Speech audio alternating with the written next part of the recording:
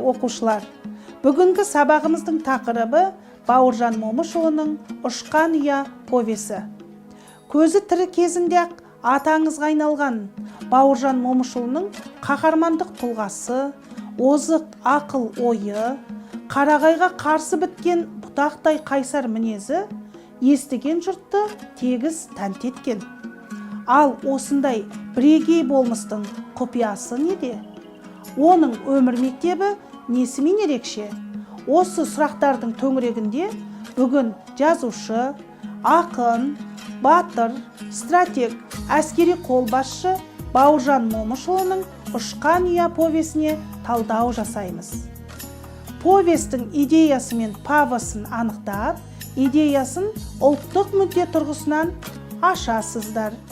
Бала Бауыржанды қазақтың хас батырына айналдырған ұшқан ұясы деп білсек, оның өмір белесіне өскен ортасы қаншалықты әсер етті? Бейнероликке назар аударайық.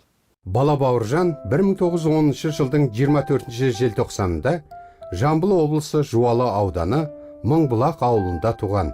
Әкесі Момыш өз бетімен ескіше сауат ашқан, кирилл алфавитімен оқуды меңгерген, сол кезеңдегі көзі қарақты адамдардың бірі болған.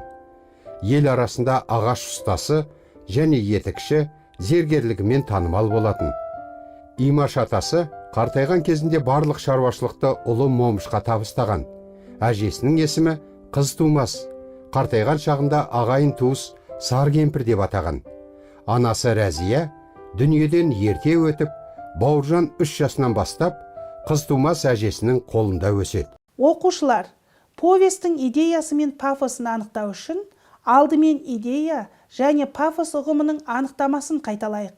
Идея көркем шығарманың негізгі ойы болса, пафос құлшыныс, құштарлық, асқақтық, қуатты сезім мен терең шабыт екен. Пафостың мынандай түрлері бар: қаһармандық, трагедия, комедия, романтика, сатиралық, драмалық. Олай болса, бірінші тапсырмаға назар аударыңыздар. Повестің идеясы мен пафосын анықтаңыз, шығармадан дәлел келтіріңіз. Дескриптор. Бірінші, повестің идеясын анықтайды. Екінші, повестегі пафос түрін анықтайды. 3. Пафос түріне шығармадан дәлел үзінді келтіреді. 4. Үзіндіні орынды пайдалана алады. 5. Ойын тұжырымдай алады.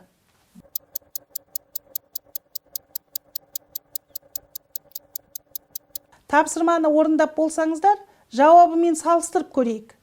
Повестің идеясы отан отбасынан басталады дегендей, Бауыржанның қалыптасуына әсер еткен ұшқан ұясын әңгіме арқау ете отырып, ұлттық құндылықтарымызды насихаттау. Повестегі пафос романтикалық, дәлел үзінді. Қайран сол балалық қайта келермісің сен? Кей кезде балалығыңды аңсап, еріксіз сағынасың. Дүние сенің сәби кезіңмен көргендегідей өмір бойы қайырымды, аспаны күмбез, желі жібек, әдемі ертек болып тұра берсе қане? Екінші тапсырмада графикалық органайзер тәсілін қолданып, повестегі негізгі оқиғалар арқылы автордың айтпақ болған ойы мен көзделген ұлттық мүддені анықтаңыз. Дескриптор. Бірінші, повестен қажет үзіндіні табады. 2. Үзіндідегі автордың айтпақ ойын анықтайды. 3. Үзіндіде көзделген ұлттық мүддені анықтайды. 4. Ойын жүйелі жеткізеді. 5. Өзіндік ой пікір білдіреді.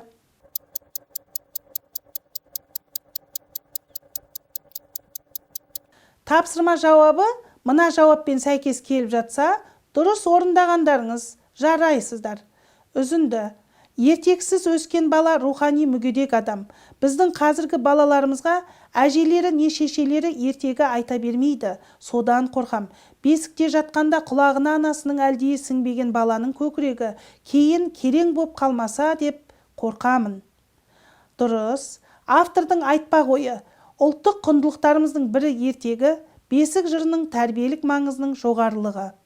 Көзделген ұлттық мүдде ертегі мен бесік жыры арқылы балаға ұлттық тіл мен ұлттық құндылығымызды сіңіру. Дұрыс орындадыңыздар. Оқушылар, тапсырмаларды орындау арқылы бүгінгі сабаққа қойылған мақсатымызға жеттік. Яғни, повестің идеясы мен пафосын анықтадыңыздар, повест идеясын ұлттық мүдде тұрғысынан аштыңыздар. Бүгінгі сабағымызды мына бейнероликпен қорытындыласақ.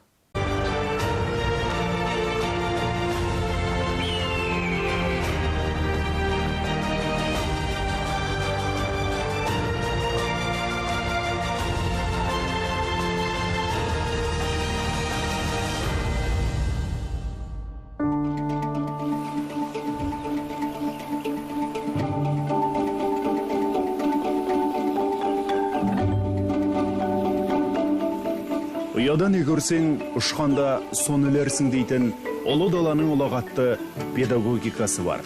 Бұл тәмсілдегі ұя деген түсінік тарылтып айтқанда отбасы, ал ауқымдырақ алғанда ауыл. Қай қазақты да үлкен жолға шығарып салған сонау салқар сахарадағы кішкентай ғана ауылдар. Демек, адамның туып өскен ортасы қандай болса, болашағы да соған орай бағыт алады. Патриотизм кіндік қаның тамған жеріңе, өскен ауылыңа, қалаң мен өңіріңе, яғни туған жеріңе деген сүйіспеншіліктен басталады. Сол себепті мен туған жер бағдарламасын қолға алуды ұсынамын. Оның ауқымы ізінше оп-оңай кеңейіп, туған елге ұласады. Мәселен, ауылым әнім атты әнді айтқанда, туған жерін сүйе алмаған, сүйе алар ма туған елін деп шырқайтын едік қой. Бажайлап қарасақ, бұл мағынасы өте терең сөздер.